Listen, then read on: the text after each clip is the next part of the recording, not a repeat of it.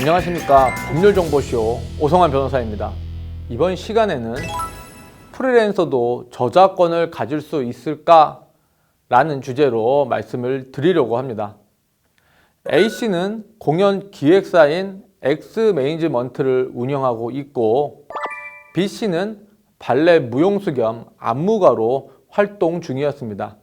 근데 지난해 A씨는 B씨에게 발레 공연 업무를 함께 하자고 제안을 했고 B씨는 이를 받아들여 예술 감독 겸 안무가로 일하게 되었습니다. 그런데 계약 기간이 끝난 뒤 A씨는 B씨의 허가 없이 B씨의 작품을 공연했고 이에 분노한 B씨는 해당 작품의 저작권은 본인에 있다고 주장을 했습니다. 이에 A씨는 해당 작품에 대한 업무상 저작권 및 공동 저작권을 주장하며 B씨를 상대로 저작권 침해 금지 소송을 제기하게 되었습니다. B씨의 창작물의 저작권은 누구에게 있는지에 대해서 설명드리도록 하겠습니다.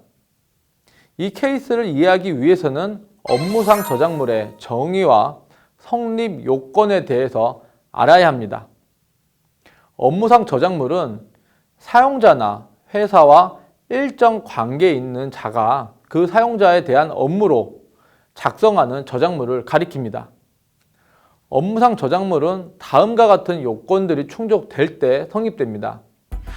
첫째, 법인 등이 저작물의 작성을 기획했어야 합니다. 우리나라에서는 판례에 따라 직원이 직무상 필요로 작성한 경우 넓은 의미의 기획이라고 보고 있습니다. 두 번째는 법인 등의 업무에 종사하는 사람에 의해서 작성됐어야 합니다. 여기에서 업무에 종사하는 사람은 저작물 작성자로 사용자에 고용되어 있는 것은 물론 실질적인 지휘, 감독 관계에 있어야 합니다. 세 번째는 업무상 작성하는 저작물이어야 합니다. 회사 직원이 작성했을지라도 그것이 그 사람에게 주어진 업무 범위가 아니라면 업무상 저작물이 성립하지 않습니다. 네 번째는 작성자 명의가 법인 명의와 함께 기재되어 있더라도 이것이 단순한 업무 분담을 밝히는 차원에서 그런 것이라면 여전히 업무상 저작물이 성립합니다. 다섯 번째는 계약 또는 근무 규칙에 따른 정함이 없어야 합니다. 이와 같이 5가지 요건이 충족될 경우 업무상 저작물의 저작자는 법인 등이 되며 저작재산권은 법인 등에 귀속하게 됩니다. 그렇다면 이 개념들이 앞의 사례에 어떻게 적용되었는지 알아보도록 하겠습니다. 재판부는 업무상 저작물로서 법인의 저작권이 인정되려면 법인의 업무에 종사하는 자에 의하여 창작이 됐어야 한다. A씨의 기획사는 일상적인 업무가 있는 것이 아니라 A씨가 공연 일정을 잡으면 B씨가 무용수 등을 구성해 공연을 하고 정산을 하는 시스템이었다. 따라서 A씨가 B씨에게 지급한 돈을 월급으로 단정하기 어려운 점 등을 고려할 때 두 사람이 고용관계에 있었다고 보기는 어렵다. A씨와 B씨 사이에 근로계약서가 작성되지 않은 점을 종합할 때 업무상 저작권의 성립 요건 중 법인 등의 업무에 종사하는 사람에 의해 작성되어야 한다는 요건이 충족되지 않는다라고 판시하였습니다.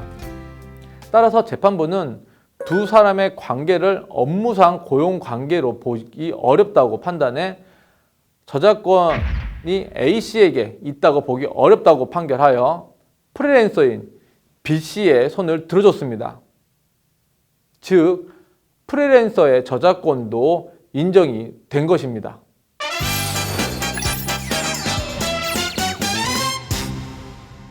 이번 프리랜서도 저작권을 가질 수 있을까에 대한 키포인트는 앞에 살펴본 판결은 업무상 저작물과 관련해 업무에 종사하는 자에 대한 판단 기준을 제공했다는 점에서 의미가 아주 큽니다.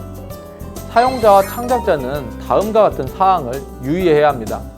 사용자는 근로계약서 작성 등 고용 관계를 명확히 해야 하고, 창작자인 프리랜서는 고용 관계가 아닌데도 정기적으로 일정한 급여를 받거나 직원으로 표기가 된 명함을 사용하면 자칫 법인 등의 업무에 종사하는 것으로 인정돼 자신의 저작물이 업무상 저작물로 될 수 있음을 유의해야 합니다.